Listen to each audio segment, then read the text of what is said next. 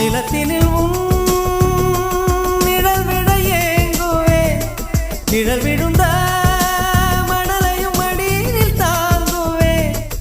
உடையனை எடுத்து என்னை உடுத்து நூலாடை கொடி மலர் இடையினை உறுத்தும்